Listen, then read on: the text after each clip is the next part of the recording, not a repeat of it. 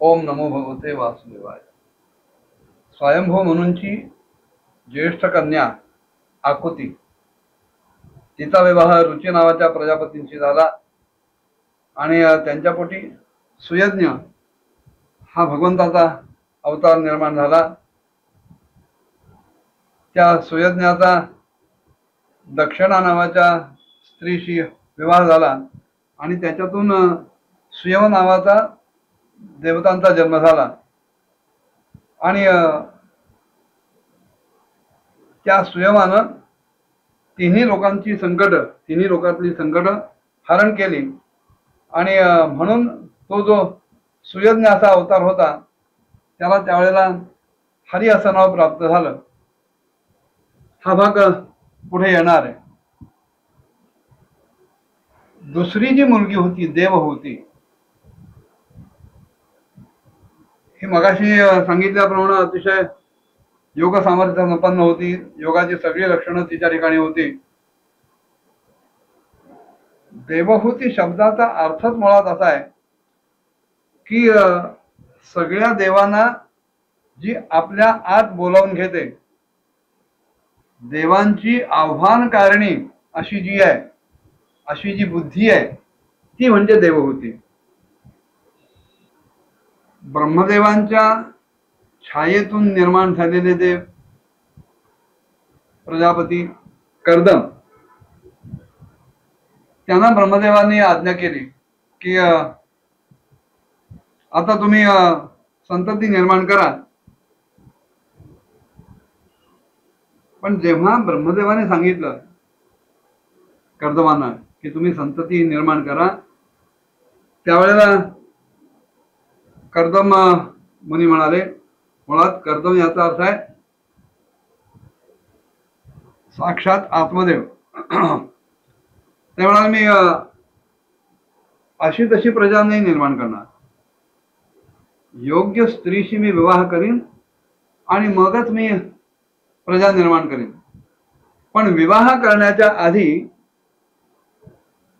मला तप करून स्वतःच्या ठिकाणी उत्तम आणि भरपूर शक्ती निर्माण करायला पाहिजे. तपाचरण झालं की त्याच्यातूनच जीवाच्या ठिकाणी शक्ती संचय होतो. आणि अशा शक्तियुक्त व्यक्तीकडनं जेव्हा विवाह होतो तेव्हा त्या विवाहातून होणारी प्रजा सुद्धा अशीच शक्तियुक्त होऊ शकते. आणि म्हणून कर्दम ऋषींनी 10,000 वर्षांपर्यंत सरस्वती नदीच्या तीरावर तपस्या केली, कठोर तपाचरण केलं आणि अत्यंत एकाग्र चित्तानं आणि अत्यंत प्रेमानं ते सर्व पूजा उपचारांच्या द्वारे शरणागतांना वरदायक असलेल्या भगवान श्रीहरींची पूजा करायला लागले, त्यांची आराधना करायला लागले. आणि त्यावेळेला सत्ययुगाच्या प्रारंभी कमल नेत्र अशा भगवान श्रीहरीनं त्यांच्या तपस्येनं अत्यंत प्रसन्न होऊन शब्द ब्रह्म अशा स्वरूपामध्ये मूर्तिमान होऊन दर्शन दिलं. भगवंत हा शब्दातूनच कळणारा विषय, परब्रह्म परमात्मा हा शब्दाने कळणारा आहे आणि शब्दामध्ये ते सामर्थ्य आहे. अखंडानंदांनी एका ठिकाणी एक गोष्ट सांगितली होती की म्हणाले, एक पंडितजी होते, वयोवृद्ध होते, न्याय व्याकरण आणि वेदांत यांचे ते आचार्य होते. नुसते आचार्य नव्हते तर त्यांनी स्वहस्ते 1 कोटी पार्थिव शिवलिंगांची पूजा केलेली होती. आणि ही सगळी शास्त्र शिकत असताना त्यांना एक वाचायला मिळालं, शिकायला मिळालं की शब्द आणि अर्थ यांचा नित्य संबंध असतो आणि औत्पत्तिक संबंध असतो. शब्दा वाचून अर्थ राहू शकत नाही. अर्थ कळतो तेव्हा त्याच्या आधी शब्द असतोच असतो आणि शब्दातूनच अर्थ प्रकट होतो. ह्याप्रमाणे शब्द आणि अर्थ यांचा नित्य आणि औत्पत्तिक संबंध आहे. मग असं असून सुद्धा अजून मला भगवान शंकरांचा साक्षात्कार का होत नाही? कारण माझ्याकडनं अखंड षडक्षर स्तोत्र म्हणणं चालू आहे. मग ही सगळी शास्त्र खोटी का? अशी जेव्हा त्यांच्या चित्तामध्ये शंका निर्माण झाली आणि भगवत दर्शनामुळे ते जेव्हा व्याकुळ झाले, तेव्हा त्यांच्या गौरवर्ण अशा हातावरच त्रिशूलधारी शंकर प्रकट झाले आणि त्या शिवलिंगासमोरच ते प्रकट झाले. शब्दाचं हे सामर्थ्य आहे. नाम, भगवंताचं नाम हा सुद्धा शब्दच आहे. पण ते नाम जेव्हा आपण अखंडपणे घ्यायला लागू, चित्तामध्ये जेव्हा ते अखंडपणे त्याचं स्मरण होईल, तेव्हाच केव्हा तरी त्या शब्दातूनच भगवंत सगुण साकार रूपात प्रकट होते.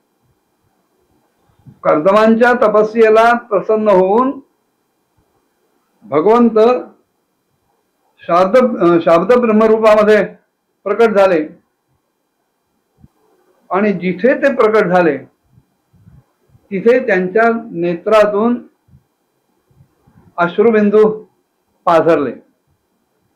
कर्दमांची स्वतःविषयी अत्यंत कठोर राहून केलेली जी तपश्चर्या होती, त्याच्यामुळे भगवंत द्रवले आणि त्यांच्या नेत्रातून अश्रुबिंदू पाझरले. त्या अश्रुबिंदूंचं तिथे सरोवर झालं, तळ झालं, त्याला बिंदुसर असं नाव प्राप्त झालं. अन्य एका ठिकाणी अशी उपपत्ती मानली जाते की भगवंताला एकदा वाटलं की अरे, कर्दम मुनी एवढी तपश्चर्या करतायत, आपण त्यांच्यातच जाऊन राहावं. पण दुसरा विचार आला की नको, त्यांचा विवाह होऊ देत, त्यांना मुलं बाळ होऊ देत आणि त्यांच्या ठिकाणी आपण पुत्र रूपानं जन्माला यावं. पण हे सगळं घडायला काही काळ जाणं आवश्यक होतं. समोर भक्त आपली तपश्चर्या करतोय, भक्ती करतोय आणि त्याच्या ठिकाणी यायला आपल्याला एवढा वेळ लागणार आहे. हा जो मधला वियोगाचा काळ होता, तो वियोग सहन न झाल्यामुळे भगवंताच्या नेत्रातून अश्रू पाझरले आणि त्याला जे तलावाचं सरोवराचं रूप प्राप्त झालं, त्याला बिंदू सरोवर किंवा बिंदुसर असं म्हटलं जातं. हे ठिकाण गुजरातमध्ये सिद्धपूर नावाच्या ठिकाणी दाखवलं जातं.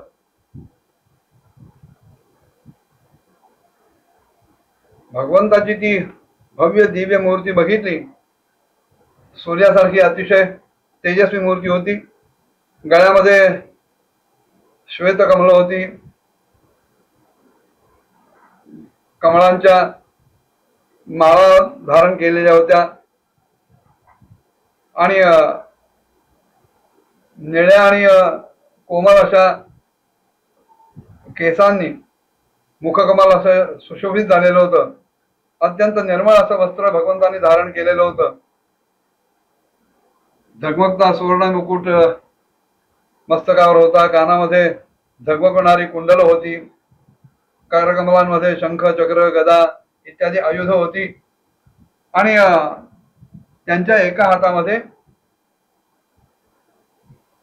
खेळण्यासाठी म्हणून, चाळा करण्यासाठी म्हणून एक श्वेत कमल सुद्धा अतिशय शोभून दिसत होतं. मुखावर अत्यंत गोड असं हसू होतं. चित्त प्रसन्न होतं आणि त्यांचे पाय गरुडाच्या खांद्यावर विसावलेले होते. त्याचप्रमाणे त्यांच्या वक्षस्थळावर लक्ष्मीजी आणि कंठामध्ये कौस्तुभमणी शोभून दिसत होते. भगवंताचं असं आकाशातल्या मनोहर मूर्तीचं दर्शन झालं मात्र कर्दम मुनींना अतिशय आनंद झाला. जणू काही त्यांच्या सगळ्या इच्छा पूर्णतः शेवटापर्यंत गेल्या आणि अत्यंत आनंदमय अशा हृदयानं पृथ्वीवरच त्यांनी आपलं मस्तक टेकवलं आणि भगवंतांना साष्टांग नमस्कार घातला आणि पुन्हा अत्यंत प्रेमप्रवण अशा मनानं हात जोडून अतिशय गोड अशा वाणीनं, कोमल वाणीनं कर्दम मुनी भगवंताची स्तुती करायला लागले.